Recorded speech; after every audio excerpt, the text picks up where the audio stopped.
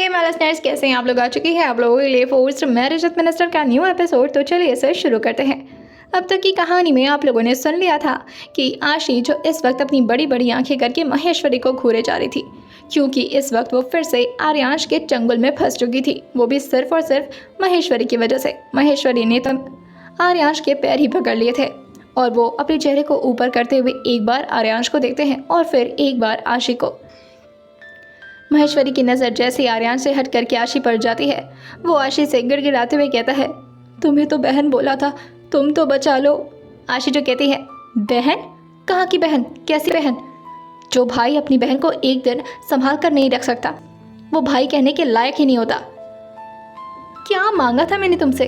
सिर्फ एक दिन का मोहलत मांगा था। एक दिन बाद अगर आर्यांशी को बुलाते तो मेरा चैलेंज पूरा हो जाता और मैं बच जाती, लेकिन नहीं, मेरी तो किस्मत ही साथ नहीं दे रही मेरी।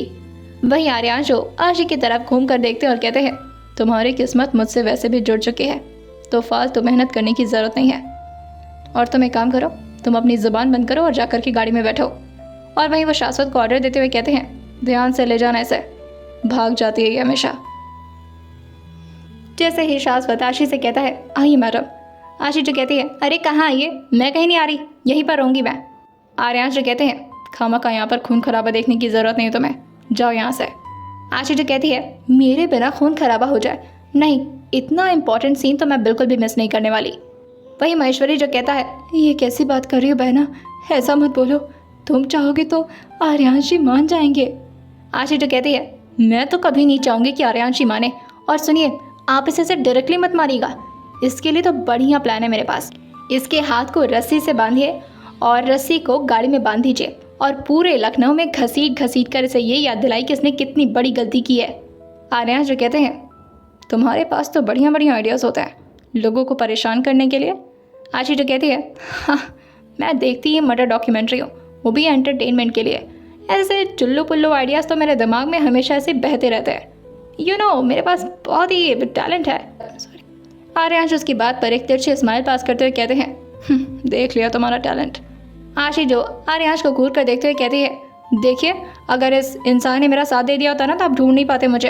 हाँ, वो तो यही डर गया, डरपोक कहीं का। और ये बोल करके वो महेश्वरी को ही घूरे जा रही थी। महेश्वरी जो कहता है, ये तो तुमने दोगलापंती खेल लिया बहन, तुम तो कह रही थी तुम मुझे बचा लोगी और चाहे कुछ भी हो जाए तुम मुझे कुछ नहीं होने दोगी। आशी जो कहती है, अरे काहे का कुछ नहीं होने दूंगी, सिर्फ 2 दिन की डील थी ये, और अब तो मैं फंसी चुकी हूँ, तो तुझे क्यों ऐसे शांति से छोड़ दूँ? और जो तूने किया ना, उसके बाद तुझे लगता है कि अश्विनी राठौर तुझे छोड़ेगी? अरे तूने जिन पंटरों को रखा था ना उन लड़कियों का देखभाल करने के लिए कि कहीं लड़कियां भाग ना जाए, उनसे जाकर के पूछ क्या धुलाई की थी मैंने। जब उन लोग की इतनी बुरी तरह से पिटाई की थी तो तू तो उन सबका सरदार है, सोच में तेरा क्या हश्र करती। लेकिन प्रॉब्लम ये फंस गई ना कि मुझे इनसे बचना था, और बात ऐसी है कि ना तो मैं इनसे बच पाई और ना ही मैं तेरा कुछ बुरा कर पाई। लेकिन तुम टेंशन मत ले, मैं अपने हाथों से तेरी वो दशा करूँगी ना। आर्यांश उसके हाथ को पकड़ते हुए कहते हैं, कंट्रोल, कल शादी है तुम्हारी, दुल्हन के हाथों ये सब होता हुआ अच्छा नहीं लगता।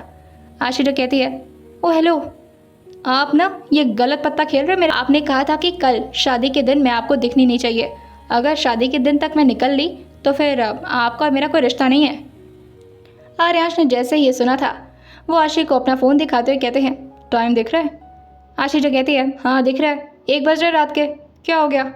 आर्यांश उससे कहते हैं, रात के 1 बजे मतलब अगला दिन शुरू हो गया है, आज ही हमारी शादी आशी, और आज सुबह सुबह ही मैंने तुम्हारा चेहरा देख लिया, तो अब भागने का कोई ऑप्शन बचा नहीं है तुम्हारे पास, चैलेंज के हिसाब से। आशी जो कहती है, नहीं नहीं, ये नहीं हो सकता, ये गलत बात है, और आपने कहा था कि आप बारात लेकर आएंगे, ये बारात थोड़ी ना है, और ये तो सिचुएशन ही अलग हो गई ना। आर्यांश जो कहते हैं, सिचुएशन चाहे जो भी हो, हम दोनों तो वही हैं ना, और हमारा चैलेंज भी वही है। मैंने तुम्हें आज के दिन देख लिया है और अब से तुम सिर्फ मेरी हो। महेश्वरी जो कहता है, ये तो बहुत अच्छी बात है, आज के दिन इतना बड़ा शुभ काम है, शादी होने जा रही है, आज के दिन तो छोड़ दीजिए मुझे।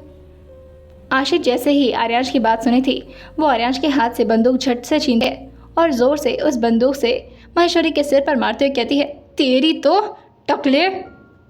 और वह एकदम से महेश्वरी के ऊपर टूट पड़ी थी। वो लगातार उसके मुंह पर पंच मारती तो कभी उसके पेट पर और ज़ोर से चिल्लाते हुए कहती है, अगर तूने चाहा होता तो मैं बच जाती ना। करम जले कलमुंह है। अरे किसी लायक नहीं है तू, मतलब गुंडागर्दी भी नहीं आती है तुझे तो ठीक से। एक दिन के लिए भी तू मुझे किडनैप तक नहीं कर पाया, गधेड़े। डरा के और अपनी आंखें बड़ी बड़ी करके हाँ, और ये बोल करके वो लगातार उसके मुंह पर मारे जा रही थी। वहीं आर्यांश आशी से कहते हैं, आशी कंट्रोल योरसेल्फ। आशी जो कहती है, आप तो चुप ही रहिए।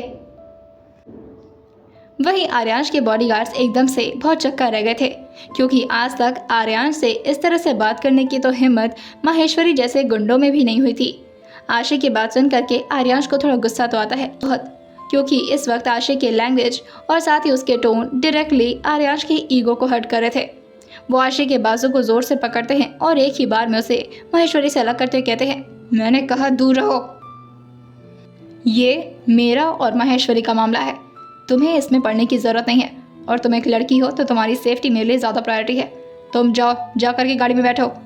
आशी जो कहती है, ओ हेलो हेलो हेलो, एक मिनट, ये लड़की वाली बात कहाँ से आ गई? और हाँ, एक और बात आपके दिमाग से शायद निकल गई होगी, क्योंकि शायद आपका दिमाग मेरी तरह से ज़्यादा स्मार्ट नहीं है, भले आप बनने की कोशिश करते हैं, लेकिन वो जो 60 लड़कियां थी ना, जिसमें से टोटल 62 लड़कियां थी बेसिकली, जिसमें से एक लड़की अभी आपके घर पर है, उन सारी लड़कियों को ढूंढने का क्रेडिट अकेले अश्विनी राठौर को जाता है।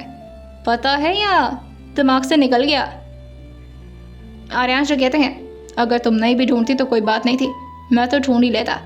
अश्विनी जो हंसते हुए कहती है, हाँ, ये ढूंढ पाते, ये जो अकेले कहीं पर निकलने से भी डरते हैं। अगर आपके बॉडीगार्ड्स ना रहना तो आप क्या ही हैं अपने बॉडीगार्ड्स के बिना? मेरी तरह से अकेले जाने का गट्स है आपके अंदर? जहाँ चलते हैं 25 बॉडीगार्ड, राइफल, पुलिस वाले, ये वो, हाँ, आपके पास तो दिन भर सिक्योरिटी लगी रहती। जितने कांड के बारे में अभी तक आपने पूरी ज़िंदगी में पढ़ा होगा ना, उतने मैंने अकेले करके बैठे हैं, लेकिन फिर भी बिना सिक्योरिटी के रात दिन जब मन चाहे जहाँ मन चाहे निकल लेती हूँ, कोई टेंशन नहीं है मुझे। और आप तो अपनी मौत से इतना डरते हैं कि आपको इतना खौफ रहता है कि आप अपनी गाड़ियों में भी अकेले नहीं चलते हैं। आपकी गाड़ियों के साथ साथ भी पीछे गाड़ियों की लाइन लगी रहती है, और जब आप चलते हैं तो पूरा सड़क एक जगह पर खड़ा हो जाता है, क्योंकि आपको तो आम इंसान से भी डर लगता है। खुद इतने डरपोक हैं और मुझे कह रहे हैं कि आप उन लड़कियों को ढूंढ लेते। सपने में मिस्टर आर्यांश शहजादा, सपने में। महेश्वरी जो आशी की बात सुन करके अपनी जगह पर एकदम से बेहोशी पड़ चुका था। उसकी आंखें तो खुली हुई थी, मगर उसे समझ नहीं आ रहा था कि आशी इतनी भी खतरनाक हो सकती है। वहीं आर्यांश शहजादा की आंखें जो अब धीरे धीरे करके लाल होना शुरू हो गई थीं, और वो आशी के चुप होते ही आशी के गाल पर अपने हाथ को जोर से पकड़ते हैं और उसे अपनी तरफ खींचते हुए कहते हैं, इतना ज़्यादा मत बोलो कि मैं बर्दाश्त ना कर पाऊँ अश्विनी राठौर। आशी जो कहती है, ये तो बहुत अच्छी बात होगी, आप मुझे बर्दाश्त वैसे भी नहीं कर पाएंगे, तो आने वाले टाइम में आप जो करने वाले हैं वो अभी करके दिखा दीजिए, क्योंकि मुझे पता है मर्द की चाहत और फितरत होती क्या है। वो सिर्फ लड़कियों को डोमिनेट करना चाहते हैं, और आप भी कुछ ऐसा ही चाहते हैं ना। मेरे पर को काट लेना चाहते हैं, मेरे टशन को ख़राब कर देना चाहते हैं कि मैं भी बाकी लड़कियों की तरह कमज़ोर बन करके अबला नारी बन जाऊँ और आपके सामने गिड़गिड़ाना शुरू कर दूँ, आपकी हर बात को मानना शुरू कर दूँ। लेकिन अश्विनी राठौर ऐसा कभी नहीं करने वाली। आर्यांश अपनी मुट्ठी को कसते हुए कहते हैं, आशी तुम मुझे मजबूर कर रही हो अब। आशी जो कहती है, हाँ तो दिखाइए ना अपनी पावर। आपको लगता है कि आप अकेले यहाँ पर खड़े सारे महेश्वरी के आदमी से लड़ सकते हैं, तो दिखाइए अपनी पावर और बताइए कि आप बहुत ही खतरनाक मर्द है जो कि मेरे लायक है। आखिर मैं आपसे शादी करूँ ही क्यों? इतने डरपोक आदमी से शादी क्यों करूँ मैं? क्या आपकी सेफ्टी मेरी जिम्मेदारी रहेगी? जो मर्द मुझे प्रोटेक्शन नहीं दे सकता, सेफ्टी नहीं दे सकता, उसके साथ क्यों घूमूंगी मैं, और उसके साथ क्यों रिश्ता जोड़ूंगी? आर्यांश जो कहते हैं, इनफ इज इनफ। तुम्हें क्या लगता है कि ये बॉडीगार्ड्स मेरे सेफ्टी के लिए होते हैं? आशी जो कहती है, हाँ सेफ्टी के लिए ही होते हैं, और इसमें कोई शक वाली बात ही नहीं है। आर्यांश जो कहते हैं, अच्छा तो तुम्हें लगता है कि मैं अकेले लोगों से लड़ नहीं सकता? आशी जो कहती है, नहीं लड़ सकते, बिल्कुल नहीं लड़ सकते, आप डरते हैं। आर्यांश जो कहते हैं, ओके देन। और ये बोलकर के वो शाश्वत को देखकर कहते हैं, सारे बॉडीगार्ड्स को कहो कि वो यहाँ से निकल जाए। आशी जैसे ये सुनते हैं वो कहती है, अरे अरे अरे, ये देखो, ये आए हैं मर्द बनने मेरे सामने, और देखो ये भाई टशन दिखाने जा रहे हैं, चलो शाश्वत मानो उनकी बात। और सारे बॉडीगार्ड्स को भी ऑर्डर देते हुए कहती है, क्या कहा है अभी अभी आर्यन शाहजादा ने, चलिए बाहर निकलिए सब लोग। आर्यन आशी को देखकर कहते हैं, तुम भी साइड हो जाओ, मैं नहीं चाहता हूँ कि गलती से भी तुम्हें मेरी वजह से चोट लगे। आशी जो कहती है, हाँ आपके हाथ से मुझे चोट लगेगी, लोहा की तरह मजबूत है मेरा शरीर, तो ऐसी गलतफहमी में जीना ना बेवकूफ़ी। उसने इतना बोला ही था कि तभी आर्यांश जो एक हाथ से उसकी कमर को पकड़ते हैं और एक हाथ उसके थाई पर लगाते हैं और उसे एक झटके में ही अपने गोद में उठाते हुए कहते हैं, बहुत बकवास करती हो तुम आशी, लेकिन फिर भी होने वाली बीवी हो तुम मेरी, मैं नहीं चाहता कि मेरी वजह से तुम्हें खरोच भी आए। और ये बोल करके वो उसे बगल के एक टेबल पर बैठाते हुए कहते हैं, अब आराम से देखो कि मैं तुम्हारे लायक हूँ या नहीं। अचानक से इस तरह से आशी को गोद में उठाने की वजह से थोड़ी देर के लिए तो आशी का खुद का दिमाग ही कंफ्यूज हो जाता है और वो चुपचाप से अपने मुंह को खुला करके आर्यांश को ही देखने लगती है। आर्यांश जो आशी को वो पिस्तौल थमाते हुए कहते हैं, ये पकड़ो। आशी के हाथ में अब गन आ चुका था और आर्यांश अब पूरी तरह से निहत्था हो चुके थे। वहीं वो माहेश्वरी के सारे गुंडे को देखकर कहते हैं, चलो भाई आज अपनी बीवी होने वाली बीवी को अपने मर्दानी होने का प्रूफ देना ही पड़ेगा। मेरी बीवी जो कुछ ज़्यादा ही हल्के में ले रही है मुझे। महेश्वरी के किसी भी आदमी में इतनी हिम्मत नहीं थी कि आर्यांश के बुलाने के बावजूद भी वो आर्यांश के सामने लड़ने के लिए जा पाए, लेकिन तभी माहेश्वरी जो मौके को अच्छा देखता है और धीरे से खड़ा होते हुए कहता है, हाँ, उन लोगों से क्या लड़ेगा आर्यांश, मुझसे आकर के लड़ने की हिम्मत है तो लड़ना। जैसे आर्यांश से सुनते हैं वो कहते हैं, अभी तक तूने मुझे ठीक से परखा नहीं है शायद, लेकिन ठीक है, अगर अधमरी हालत में खुद को पूरी तरह से बर्बाद करवाना ही चाहता है तो आजा। और ये बोल करके वो महेश्वरी को अपनी तरफ आने का इशारा कर देते हैं। महेश्वरी जैसे ही अपने पंच को बना करके आर्यांश के पास जाने वाला होता है और एक पंच उनके पेट पर देने वाला होता है, लेकिन उससे पहले आर्यांश का हाथ जो कि उसके कान के पास पड़ता है और वो तुरंत से ज़मीन पर धड़ाम से गिर जाता है। आशी जैसे ही ये देखती है वो अपनी पलक को एक बार झपकाती है और फिर अपनी आंखों को खोलते हुए कहती है, एक थप्पड़ में गिर गया, ये दिखने में जितने सीधे साधे लगते हैं उतने हैं नहीं क्या, शायद ज़्यादा ही बोलती लगता है मैं। जैसे ही महेश्वरी गिरता है उसके कान से पूरा खून आने लगा था। वो तुरंत ही अपने गुंडों को देखते हुए कहता है, तुम लोगों को मैं क्या देखने का पगार देता हूँ, मारो इसे। और फिर वो अपने कान को पकड़ते कहता है, मार दिया। वहीं अब महेश्वरी के सारे गुंडे एक साथ ही आर्यांश के ऊपर टूट पड़ते हैं और आर्यांश बहुत ही आराम से उन सारे गुंडों को लगभग 2 से 2.5 मिनट में ही सबको नीचे गिरा चुके थे। जैसे ही आशी ये देखती है वो एकदम से अपनी चेयर से खड़ी होते हुए कहती है, ये क्या, अब तो कोई नहीं बचा सकता। मुझे तो लगा था कि कम से कम इनके इतने सारे गुंडे अकेले मिलकर के आर्यांश को काफ़ी बुरी तरह से मारेंगे और फिर उनकी हालत अधमरी हो जाएगी। हाँ, उन्हें मैं मरने नहीं देती, लेकिन मुझे क्या पता था कि मेरा पासा फिर से उल्टा पड़ जाएगा। जितना भी दिमाग लगा रही हूँ सब में बाजी ये आर्यांश शहजादा जीत ही जा रहे हैं। हे भगवान, अब कैसे बचूं? कि तभी महेश्वरी जो अपने हाथ और अपने पैर की बदौलत घसीटते हुए खुद को आशी के पास ले आता है और आशी से कहता है, अभी भी अच्छा मौका है, बंदूक चला दो, अगर इस इंसान से शादी नहीं करना चाहती हो तो।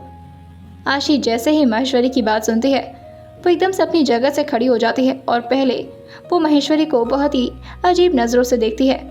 वो काफ़ी ज़्यादा कंफ्यूज थी और काफ़ी ज़्यादा हैरान भी। आशी जो पहले अपने हाथ की बंदूक को देखती है और फिर एक बार महेश्वरी को। महेश्वरी अपने सिर को हाँ में लाते कहता है, मार दो, नहीं तो दो, मैं ही अपने हाथ से मार देता हूँ। आशी जो पहले अपने थूक को गटकती है, ये सोचकर ही उसके माथे पर पसीना आ गया था कि क्या वो इतना बड़ा कदम उठा पाएगी। महेश्वरी अपने हाथ को लगातार आशी की तरफ बढ़ाया जा रहा था और वो उसे कहता है, बंदूक लाओ आशी, दो इससे मुझे। अगर तुम चाहती हो कि इस इंसान से तुम्हें बचना है तो आज तुम्हें इसे मार देना होगा। अब महेश्वरी के सिर्फ 1 से 2 गुंडे ही बचे थे। महेश्वरी जो कहता है, ज़्यादा वक्त नहीं है तुम्हारे पास, ज़्यादा मत सोचो आशी। वहीं आशी किसी गहरे सोच में पड़ जाती है और अपनी आंखों को लगातार इधर उधर किए हुए अपने पिछले सारे चैलेंजेस के बारे में सोचती है और साथ ही अपने किए हुए सारे वादों के बारे में। और फिर वो खुद से ही कहती है, अगर इन्हें गोली लग भी गई तो ऐसी जगह पर लगेगी जहाँ से इनकी मौत नहीं होगी। लेकिन अगर आर्यन शहजादा इन लोगों से हार गए तो फिर वो खुद मुझसे शादी नहीं करेंगे।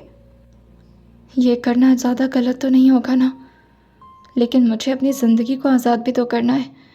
क्या मैं इसके चक्कर में उन्हें थोड़ी सी तकलीफ़ नहीं दे सकती? और मेरे क्या ये रिश्तेदार लगते हैं जो मैं इनके बारे में इतना सोच रही हूँ? वहीं महेश्वरी लगातार आशी को कन्विंस करते हुए कहता है, आशी जल्दी दो, अब सिर्फ एक ही आदमी बचा है। अगर तुमने और वक्त लगा दिया तो तुम नहीं बच पाओगी और ये शख्स तुमसे शादी कर ही लेगा। उसके बाद ये जो चाहेगा तुमसे वो करवाएगा। आशी भी कहती है, हाँ सही कह रहे हो तुम, ये मैंने पहले क्यों नहीं सोचा, मेरे हाथ में तो बंदूक है। और ये बोल करके जल्दी से उसे महेश्वरी के हाथ में देते हुए कहती है, मैं ये काम नहीं कर पाऊँगी, चाहे कुछ भी हो जाए, मगर मैं उन्हें अपने हाथ से नहीं मार सकती। लेकिन हाँ, तुम्हें भी ध्यान से मारना होगा। उन्हें कहीं ऐसी जगह पर नहीं लगने चाहिए जहाँ पर उनकी जान को खतरा हो जाए। बात आ रही समझ में? महेश्वरी जो कहता है, तुम बस साइड हटो और बस तुम मेरे निशाने को देखो। और ये बोल करके वो हिम्मत करते हुए थोड़ा सा उठता है और बंदूक की गोली को आर्यांश की तरफ शूट करके चला देता है। जैसे ही बंदूक की गोली चली थी, आर्यांश के पीठ पर वो बंदूक की गोली जा करके लग जाती है और आर्यांश एकदम से अपनी जगह पर थोड़ी देर के लिए रुक से जाते हैं कि आखिरी गुंडे को भी मार कर गिरा चुके थे। और जैसे ही वो आदमी गिरता है, आर्यांश को गोली लग जाती है। आशी को कुछ समझ नहीं आता और वो तुरंत ही अपने कदम को आर्यांश की तरफ बढ़ा देती है। और तो वे सिर्फ यही सोच रही थी, क्या मैं कुछ ज़्यादा ही स्वार्थी हो गई? ये मैंने क्या करवा दिया? मुझसे बहुत बड़ी गलती हो गई। और ये बोल करके जल्दी से वो आर्यांश को संभालने के लिए चली जाती है। लेकिन उससे पहले ही महेश्वरी जो हंसते हुए कहता है, बहुत बड़ी गलती कर दी तुमने, मुझ पर भरोसा कर लिया। अरे मैं तो गुंडा हूँ और मैं किसी का नहीं होता। और ये बोल करके वो आशी की तरफ भी अपने गन को पॉइंट कर देता है। वहीं आर्यांश घूम कर एक बार महेश्वरी की तरफ देखते हैं और फिर कहते हैं, महेश्वरी, आशी को कुछ नहीं होना चाहिए। आर्यांश को तो इस वक्त बोलने में भी तकलीफ हो रही थी और उनके माथे पर पूरी तरह से पसीने आ चुके थे। मगर जैसे ही महेश्वरी ने बंदूक को चलाया था, आर्यांश झटके से आशी को अपनी तरफ खींच लेते हैं और जल्दी से आशी को अपनी बाहों में लेकर के घूम जाते हैं, जिससे वो दूसरी गोली भी आर्यांश के ही पीठ पर लग जाती है। आशी को ज़रा भी भरोसा नहीं था कि उसके साथ कुछ ऐसा भी हो सकता है। वहीं बाहर सारे बॉडीगार्ड्स को जैसे ही बंदूक चलने की आवाज़ आती है, वो जल्दी से दौड़ करके अंदर आते हैं और वो देखते हैं कि आर्यांश पूरी तरह से घायल हो चुके हैं। शाश्वत और सारे बॉडीगार्ड्स मिल करके आर्यांश को तुरंत ही उठा करके गाड़ी में ले जाते हैं और वहीं महेश्वरी को आर्यांश के बॉडीगार्ड्स ने पूरी तरह से छलनी कर दिया था। वो महेश्वरी पर इतना गोलियां चलाते हैं, इतना गोलियां, कि कोई भी उस गोलियों को एक साथ गिन भी नहीं पाता। शाश्वत का खून पूरी तरह से खौल उठता है और वो महेश्वरी को देखकर कहता है, बहुत बड़ी गलती कर दी, अगर सर को कुछ भी हुआ ना तो हम सब मर जाएंगे। वहीं आशी अपनी जगह पर एकदम से स्तब्ध हो गई थी, जैसे वो कोई इंसान नहीं बल्कि स्टैचू बन गई हो। और फिर उसके कदम एकदम से लड़खड़ाते हैं और वो घुटनों के बल जोर से नीचे की तरफ गिर जाती है। और वो आर्यांश को जाता हुआ देख रही थी। उसकी दुनिया जैसे पूरी तरह से सुन्न हो गई थी। ना तो उसे फ़र्क पड़ रहा था कि इस वक्त महेश्वरी उसके ठीक सामने ऐसे मरा हुआ पड़ा है, वो भी इतने ख़तरनाक हालत में, और ना ही उसे आर्यांश की सिचुएशन को कुछ समझ में आ रहा था। वो बस अपने हाथ को अपने कान पर रखती है और ज़ोर से चिल्ला करके रोना शुरू कर देती है। वो कई बार अपने हाथ को ही ज़मीन पर मारते हुए कहती है, ये मुझसे क्या हो गया? ऐसा कैसे कर दिया मैंने? मैं इतनी स्वार्थी नहीं हो सकती, अगर उन्हें कुछ हो गया तो। और वो लगातार यही बोल बोल करके रोए जा रही थी। उसके दिमाग में बस यही सिनेरियो चल रहा था। जिस वक्त आर्यांश ने अपने ऊपर गोली चलने के बावजूद भी आशी को बचा लिया था, वो एकदम से अपने हाथ को जोड़ते हुए कहती है, मेरी ज़िंदगी में मुझे कुछ नहीं चाहिए भगवान, सब कुछ रख लो, सब कुछ रख लो, बस उन्हें कुछ नहीं होना चाहिए, उन्हें कुछ नहीं होना चाहिए, मुझसे क्या हो गया? और ये बोल करके वो एकदम से रोना शुरू कर देती है। वहीं शाश्वत जो कि आशी की तरफ आते हुए कहता है, मैडम आपको यहाँ खतरा हो सकता है, आप प्लीज़ चलिए। आशी जो कहती है, नहीं तुम लोग उनको लेकर जाओ, जल्दी जाओ, मुझे कुछ नहीं होगा। शाश्वत जो कहता है, मैडम उनको गाड़ी ऑलरेडी लेकर जा चुकी है, लेकिन अगर उन्हें पता चला कि आप यहाँ पर हैं तो जैसे सर को होश आएगा वो बहुत ही ज़्यादा नाराज़ होंगे। आशी जो कहती है वो इस वक्त बहुत ही क्रिटिकल हालत में, इस वक्त उनको बचाओ जा कर के, मेरे बारे में मत सोचो। शाश्वत जो कहता है मैम आपको कोई आइडिया भी नहीं है कि सर आपके बारे में कितना सोचते हैं, और अगर उनकी आँख खुलेगी तो वो सबसे पहले सिर्फ आपको ही पूछेंगे। जैसे ही आशी ये सुनती है वो और ज़्यादा रोने लगती है और वो शाश्वत से कहती है उनकी गुनहगार मैं हूँ, मेरी वजह से सब कुछ हुआ है, मुझे तो गिरफ्तार करवा लेना चाहिए, मुझे उनके सामने जाने का कोई हक नहीं है। तुम एक काम करो, तुम पुलिस को बुलाओ और मुझे गिरफ्तार करवा लो, मुझे जेल जाना चाहिए, मैं नहीं माहेश्वरी को वो बंदूक। जैसे ही शाश्वत से सुनता है वो कहता है आई अंडरस्टैंड मैम, मुझे पता है कि आपको सर से बहुत नफरत है और इसीलिए शायद आपने किया होगा, लेकिन आपको कोई आइडिया भी नहीं कि आप सर के लिए कितना मैटर करती हैं। वो बंदूक अगर माहेश्वरी की जगह आपने भी चलाया होता ना मैडम, तब भी सर आँख खुलने पर सिर्फ आपका इनाम लेंगे, इसलिए प्लीज़ आप यहाँ से चलिए। और शाश्वत आशी का हाथ पकड़ता है और उसे अपने साथ गाड़ी में बिठा लेता है। आशी की तो सांसें मानो रुक रुक जा रही हों। शाश्वत उन्हें पानी भी देता है, मगर आशी को इस वक्त सिर्फ आर्यांश की ज़िंदगी चाहिए थी। वहीं पहले से ही हॉस्पिटल में सबको इन्फॉर्म कर दिया जाता है कि आर्यांश रायज़ादा हॉस्पिटल में आ रहे हैं, जिसकी वजह से बड़े डॉक्टर हॉस्पिटल में आकर के तैयार हो चुके थे। सब कुछ की अरेंजमेंट पहले से ही हो गई थी। वहीं जैसे ही आर्यांश वहां पहुंचते हैं तुरंत ही उन्हें स्ट्रेचर पर लेटाया जाता है और डॉक्टर्स जो कि लगभग दौड़ते हुए उन्हें ऑपरेशन थिएटर में ले जाते हैं। उनकी सर्जरी तुरंत ही शुरू हो जाती है, क्योंकि अगर ब्लड लॉस ज़्यादा हो जाता तो आर्यांश को बचाना मुश्किल हो जाता। वहीं आशी ने जैसे ही अपने कदम को हॉस्पिटल के अंदर रखा था, उसे अपनी ही जगह पर एकदम से चक्कर आता है और वो भी बेहोश होकर गिर जाती है। आशी पहली बार इतना ज़्यादा टेंस फील की थी। वो पहले से हमेशा से बहुत चिल रहने वाली लड़की थी और पहली बार उसको कुछ इतना बड़ा सदमा लगा था। शायद इसी वजह से वो इन सारे सिनेरियो को देखकर सह नहीं पाती। डॉक्टर्स जो उसे भी तुरंत ही स्ट्रेचर पर लेटा करके उसको एडमिट कर लेते हैं। आशी बेहोश तो ज़रूर थी, मगर उसके मुंह से बस बार बार आर्यांश का ही नाम निकल रहा था। वहीं आर्यांश की फैमिली और आशी की फैमिली में भी ये बात फैल जाती है कि आर्यांश के साथ क्या सिचुएशन बन गया है। सारे लोग अब हॉस्पिटल रश में आ चुके थे, काव्या, मिली और अमन भी। उन लोगों को तो विश्वास ही नहीं होता कि आर्यांश की ये हालत हुई है। वहीं एक तरफ दीक्षित जी भी युवान को जगाते हुए कहते हैं युवान जी सुनिए। युवान जो इस वक्त सो रहे थे, दीक्षित जी के बार बार इस तरह उठाने पर युवान जी उठते हुए कहते हैं क्या हो गया दीक्षित जी इतने रात में। दीक्षित जी जो बताते हैं आर्यांश शहजादा। जैसे ही युवान ये सुनता है वो कहता है क्या हुआ आर्यांश को। दीक्षित जी जो कहते हैं गोली लगी उन्हें। जैसे युवान ये सुनता है वो तुरंत ही अपने कदम को नीचे रखते हुए कहता है व्हाट, गोली, वो ठीक तो है ना। दीक्षित जी जो कहते हैं हॉस्पिटल में एडमिट है, हमारे पास के स्टार हॉस्पिटल में, हमें तुरंत चलना होगा। युवान जो कहते हैं तुरंत ही गाड़ी निकलवाइए। और ये बोल करके वो भी लोग रश में हॉस्पिटल की तरफ निकल जाते हैं। वेदाक्ष, निर्मला जी, सुधांशु जी, वहीं आशी की फैमिली में सुरभि जी और सौरभ जी, साथ में काव्या, मिली, शाश्वत, सब लोग आ चुके थे और सब लोग बस भगवान से यही प्रे कर रहे थे कि किसी भी हालत में आर्यांश ठीक हो जाएं। सारे डॉक्टर्स मिल करके पूरी अपनी जान लगा दिए थे। ये ऑपरेशन कुछ ज़्यादा ही लंबा हो रहा था और ज़्यादा ही क्रिटिकल सिचुएशन भी बन चुकी थी। लगभग 4 से 5 घंटे लगातार ऑपरेशन थिएटर की लाइट जलती रहती है। दूसरी तरफ डॉक्टर जो शाश्वत से कहते हैं सर वो मैम अपने कॉन्शियस में आ चुकी हैं, लेकिन वो बहुत ही अजीब तरीके से रिएक्ट कर रही हैं। शाश्वत जो देखता है कि वो सारे लोग तो इस वक्त आर्यांश के साथ बिजी हैं, जिसकी वजह से शाश्वत अकेले ही आशी की तरफ चला जाता है, जहां पर इस वक्त आशी को एडमिट किया गया था, वो भी एक प्राइवेट रूम था। शाश्वत तुरंत ही आशी के सामने जाते हुए कहता है मैम प्लीज़ आप कंट्रोल में रहिए। आशी तो कहती है पुलिस को बुलाओ। शाश्वत जाकर के पुलिस को बुलाओ, तुम ऐसे कैसे कर सकते हो, जो भी कुछ किया है मैंने। कि तभी शाश्वत उनके मुंह पर हाथ रखते हुए कहता है मैम प्लीज़, आप सिचुएशन को बहुत ज़्यादा क्रिटिकल बना रही हैं और बहुत ज़्यादा प्रॉब्लमेटिक हो सकता है ये सब कुछ आपके लिए। आशी जो कहती है कुछ भी हो जाए मैं इसे बर्दाश्त नहीं कर सकती, उन्हें अगर कुछ भी हुआ ना तो ये सब मेरी गलती है, मैं नहीं। कि तभी शाश्वत जो डॉक्टर को कुछ इशारा करता है, डॉक्टर जो समझ जाते हैं कि आगे क्या करना है, वो 2 नर्स को बुलाते हैं और वहीं वो इंजेक्शन को लेते हुए आशी के वेन्स पे लगा देते हैं, जिससे आशी बोलते बोलते एकदम से चुप हो जाती है और फिर वो धड़ाम से बिस्तर पर गिर जाती है। लगभग 4 से अब 4:30 हो गया था। 4.5 घंटे बाद कुछ सीनियर डॉक्टर जो कि बाहर निकलते हैं और आकर के शाश्वत से सारी बातें बताते हैं। शाश्वत जो तुरंत ही उन डॉक्टर से कहते हैं, सर ब्लड की ज़रूरत है तो आप मुझसे ले लीजिए सर, यहाँ पर आपको बहुत लोग मिल जाएंगे जो कि सर को ब्लड देने के लिए तैयार हैं, बस उन्हें किसी भी हालत में बचा लीजिए।